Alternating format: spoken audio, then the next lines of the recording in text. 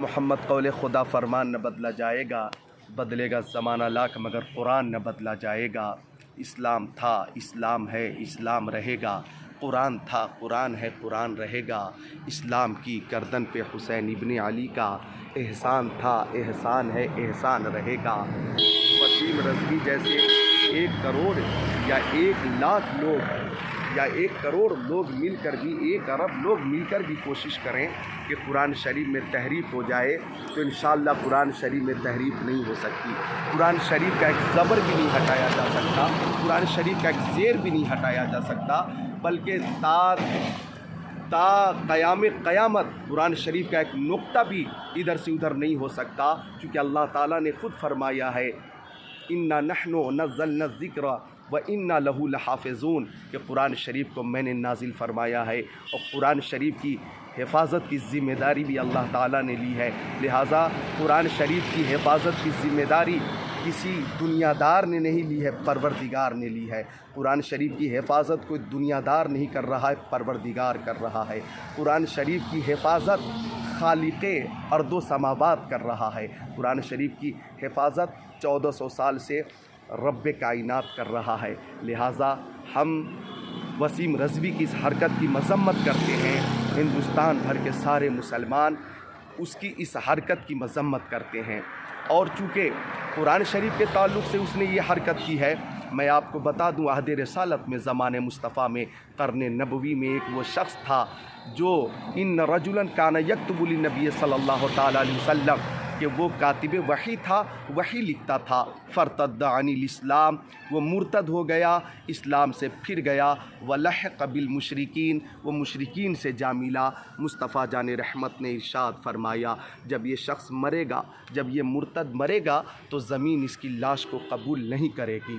حضرت ابو طلحہ رضی اللہ تعالیٰ عنہ بیان فرماتے ہیں کہ جب میں قبرستان سے گزر رہا تھا تو میں نے دیکھا لوگوں کی بھیڑ ہے اور ایک لاش قبر میں نہیں ہے، قبر کے اوپر ہے۔ میں نے پوچھا ما شانو ھذا، اسے ہوا کیا ہے، معاملہ کیا ہے؟ تو لوگوں نے بتایا دفناہ مرارا فلم تقبلہ الارض، ہم اسے بار بار دفن کر رہے ہیں لیکن زمین اس کی لاش کو قبول نہیں کر رہی ہے۔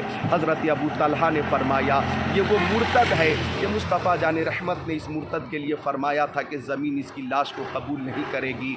تو جب میرے آقا نے فرما دیا، مصطفیٰ جان رحمت نے فرما دیا، تو زمین کی کیا مجال کہ زمین اس کی لاش کو قبول کر لے۔ تمہارے منہ سے جو نکلی وہ بات ہو کے رہی، تمہارے منہ سے جو نکلی وہ بات ہو کے رہی۔ کہا جو دن کو کہ شب ہے تو رات ہو کے رہی۔ وہ مرتد وہ بھی مرا اور زمین نے اس کی لاش کو قبول نہیں کیا۔ اور آج دیکھیں وسیم رضوی نے قرآن شریف کی 26 آیات نکالنے کی نکالنے کی جو بات کہی ہے اور سپریم کورٹ میں جو یاچیکا دائر کیا ہے، میں سمجھتا ہوں اس کی اس حرکت سے شیعہ کی جو ایک جماعت ہے وہ پوری جماعت ناراض ہے، سنی جماعت ناراض ہے، وہابی ہو یا دیوبندی سب ناراض ہیں، جتنے مسلمان ہیں سب ناراض ہیں، اس کی اس حرکت کی مذمت کر رہے ہیں۔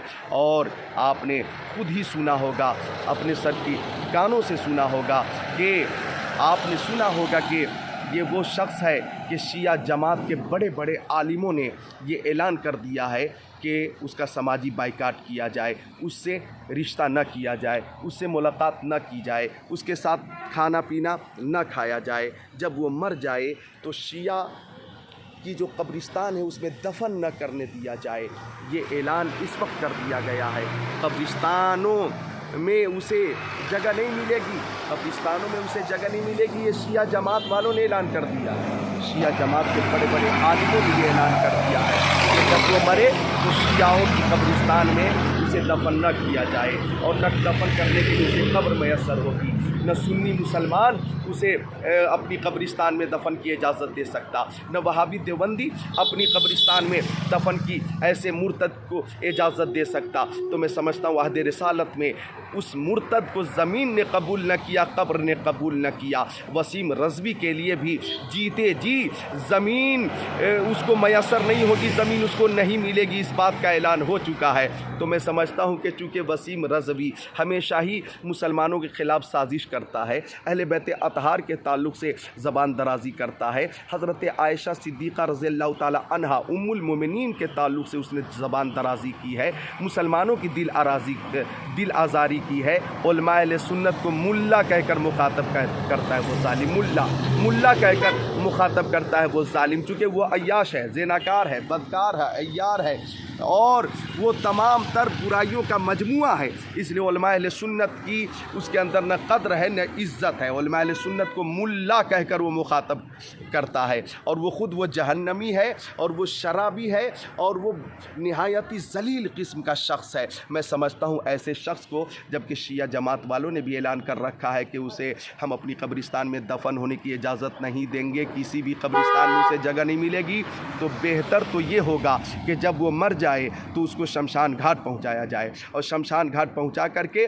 اس کو ہندو رسم و رواج کے حساب سے اسے جلا دیا جائے، اس کو جلا دیا جائے، چونکہ وہ RSS کو زیادہ پسند کرتا ہے، وہ BJP کو زیادہ پسند کرتا ہے، غیر مسلموں کے طریقے اسے زیادہ اچھا لگتے ہیں، غیر مسلموں کے طریقے زیادہ اچھے لگتے ہیں، اور جو اسلامی طریقہ ہے وہ طریقہ اسے کھلتا ہے، اسلامی نظام اسے کھلتا ہے، شریعت محمدیہ اسے کھلتی ہے، تو وہ چونکہ شیعہ برادری نے بھی اسے بائیکاٹ کر دیا، اس کا بائیکاٹ کر دیا، تو مناسب یہی ہوگا کہ جب وہ مرے تو اس کو شمشان گھاٹ لے جایا جائے، اور شمشان گھاٹ لے جا کر کے اس کو جلا دیا جائے، نذر آتش کر دیا جائے، اس کے منشا کے مطابق اور اس کی مرضی کے مطابق، یہی آخری طریقہ اس کے لیے بہتر ہوگا۔ میں لاسٹ میں یہ کہنا چاہوں گا اپنے ان تمام مسلمان بھائیوں سے کہ نہ گھبراؤ مسلمانوں، خدا کی شان باقی ہے، ابھی اسلام زندہ ہے، ابھی قرآن باقی ہے، وہ مرتد کیا سمجھتا ہے جو اپنے دل میں ہنستا ہے، ابھی تو کربلا کا آخری میدان باقی ہے۔